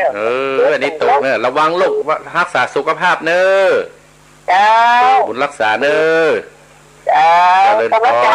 นเจริญแม่ตุ๊บ้านรองรักษาสุขภาพก่อนเนาะเจริญปอนเจ้าขอบพระเจ้าอยู่ที่ไหนบ้านปัจจันเจ้าปัจจันแม่เนี่ยฮะปัจจันนี่ไงแม่ขมูลเจ้าแม่ขมูลเมินเนี่ยมาเขาแม่เนี่ยเมินได้โทรหาเจ้าแม่ขมูลคนโต๊ะกับแม่ขมูลวัตวาโต๊ะหน่อยเจ้าปิดหมู่บ้านวะแบบปิดเจ้าแบบปิดเนาะตะปุ้นปิดต้องใจบ้านตากอปะเนี่ยปิดเนี่ยเลยปะเนี่ยเจ้าบ้านนี่บ้านปิดร้อนอยู่แต่บ้านเนี่ยก็เจ้าไม่ออกไปไหนก็รักษาสุขภาพเนอะเจ้ารักษาแม่ขมูลเจริญปอนท่านอยู่ที่ไหนแม่น้อมตะจางเจ้าแม่น้อมไม่แม่น้อมแม่น้อมตาจังตึกได้ไหมตาจังหนึ่งหลังล่องเลยหลังล่องอันนี้กล้าโทรไหมกล้าแม่น้อมโทรไปหลายเสื้อแล้วเหรอแม่น้อมแม่ตาจังฟังแห้งจากบ้านนั้นแม่เพนว่ะใกล้ๆกันครับใกล้ๆกันบุญรักษาแม่เนอะแต่ก่อนเอาไปปี55เนาะไปกระบี่แต่ดอกปี55ดอกที่เอาไปรถตัวกันเดียวกันถามว่าเจ้าว่ายินเนาะม่วนดีแต่ประเดี๋ยวไปละเนาะประเดี๋ยวเห็นมืนอยู่เนาะยินดีก็ปากกันนะวันนั้นลมหลวงนักตำรวจนักแม่เฮ้ยปวดท้องประเดี๋ยวนี้เขาช่างมาวัดล่ะช่างมาวัดถ้าฝนตกแต่ว่าลมก็ไม่ได้ฝนตกพระเจ้าเปียหมดอ่ะได้พระยางพระคุมอีดูเปิ่นยินดีแม่น้อมเนอะเจริญปอนสายต่อไปเจริญปอนพระสัตว์เจ้าท่านพายแม่บุเจ้าละกันแม่บุเขียวแม่บุเขียวเจ้าอยู่บนดอยอยู่กะเดี๋ยวนี้ไปนอตัว2 คืนแล้วเจ้าเพิ่งมาปิดหมู่บ้านกะมาปิดแล้วเหรอปิดแล้วเจ้าไปได้อยู่ฝ ฝนตกขนาด ไปก็ได้บัวดอยนี่ ฝนตกขนาดเนาะ เมียไงเมียยักษ์ เจ้า ฝนตกหนักขนาดเนาะ โฟโต้นักขนาดเจ้า ขึ้นให้อีกอย่างขนาดเนาะประเดี๋ยวเราตั้งขึ้น ถ้าครูอยากจะทาบูอยากถ้าครูบ้านเลขที่ใบทีขอถ้าครูในบอกฮู้แล้วจะเอาลูกสาว ได้แล้วอันกระเดก็โทรหลังไม้เนอร์นะแม่เนอร์ เจ้า 087นั่นน่ะกระเดบอกนะจินดีเนอร์จินดีเจริญปอนบอกเขียวเจริญปอน ไปค่ะกันนะครู สายสุดท้ายมาวัดโศกเนาะเจริญปอนได้ยินอยู่ที่ไหนสันปิงเจ้าโอ้มันเล่าสันปิงแม่ สัมปันเจ้าแม่ยังก็ลืมแม่สลัดสัมปิงเนี่ยแม่คำปอนคิดฟังเสียงผู้ใจแม่คำปอนเล่าสันปิงฝนตกเนาะเล่าสันปิงน่าจะเจ้ายินดีที่โทรมาขึ้นกำลังใจเนอะเจ้าฟังตลอดนะพ่อครูขอบคุณแม่เนอะแม่คำปอนโอ้มาบุญมาเจริญปอนไหนใครมาแล้วเจริญปอนไม่ค่ะเจ้านะครูเจ้าอยู่ที่ไหนอยู่บ้านบก5ตำบลนครศรีอำเภอประจางเจ้าบก5โอ้บก5โอ้นี่หูตีละเอาฟังก็ตี3มาเจ้าฟังตี3แม่ยังบก5แม่ใส่แก้วฟังเจ้าแม่ใส่แก้วโอ้ฟังแต่เจ้ามาแล้วเจ้าฟังแต่ท่านพระครูมาแล้วเจ้ายินดีนะแม่เนอร์ขอบคุณโอ้กำลังใจนะเจ้าขอบคุณนะแม่เนอร์เจริญปอนเจ้าข้าพเจ้าเจ้าท่านพระครูเจ้าแม่ขมูลแห้งต่ำนี่เจ้าสายสุดท้ายแม่ขมูลอีดูเปิ้นเจ้าโยมแม่ฟังท่านอยู่เนอยินดีแม่เนอร์เจ้าเวลาแม่เนอร์เจริญพรหมดเวลาแม่ขมูลวันนั้นว่าอย่าไปขึ้นเห็นหมายไปได้ป่าสกามแม่อนุโมทนากับพ่อบุญธรรมตุงหนองและกับแม่ทองลีแม่ใส่พินต้องสั้นลำปางแม่ลงลีแม่สุกแก้วสีเตี้ยแม่เพนตาจางแม่เฮือนลำปางแม่สุทัศน์แสนพรมและกับแม่ตุบ้านร้องเวียงป่าเป้าปัจจันแม่คำมูลแม่น้อมตาจางแม่โบเขียวห้วยส้มโดยห้วยส้มแม่คำปันเหล่าสันปิงบวกก่อ5แม่ใส่แก้วแม่คำมูลห้างต่ำก็อนุโมทนาสาธุเนอะวันนั้นว่าจะไปบัดปัสกรรมกัวโลกนะแม่บัวเขียวเนอะได้โทรมาที่0871774469คำเนอะ0871774469นะ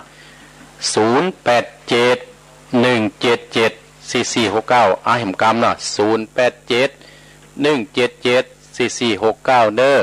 โทรมาประกรรมนะได้ติดต่อทางหลังใหม่เนาะเอาละสถาญาติโยมบรรดาพ่ออุ้ยแม่อุ้ยพ่อออกแม่ออกพี่น้องสถาญาติโยมท่านผู้ฟังทุกท่านอาตมาภาพก็ขอนำรายการมรดกธรรมกับเมืองนี้จบลงที่อีก่อนติดหน้าว่ากันใหม่ถ้าภายจะโทรหลังใหม่ก็0871774469เด้อเรื่องที่จะหอมอาตมาภาพเอาละขออยู่ดีมีสุขตั้งอกตั้งใจฮับปอนเนอร์แม่เพนเนอร์ตรวจน้ำที่ตามทำกินเนอร์ยะถาวาติวหาปุราปฏิปุเรนติสาคารังเอวะเมวะอิโตตินังเปตานังอุปกัปปติอิจิตังปฏิตังตุมอังคีปะเมวะจมิจันตุสัพเพปุเรนตุสังกปาจันโตปนะดาโสยถามะนิโสติดาโสยถาใจยสิทธิธนังลาพังโสติปะขยังสุขังปรังสุนันจโนจะโพกังวุติจยสวาสตะวันสันจะชีวสิทธิภวันโตเตสปีติโยวิวัสสันตุสัพพะโรโคยนาสันตุมาเต็มตรายโยสุขีติคายุโกภวะอาภิวาทนาสีริสะนิจังอุตตาปจายโนจัตตารโอธรรมาวัตันติอายุวโนสุขังปะลา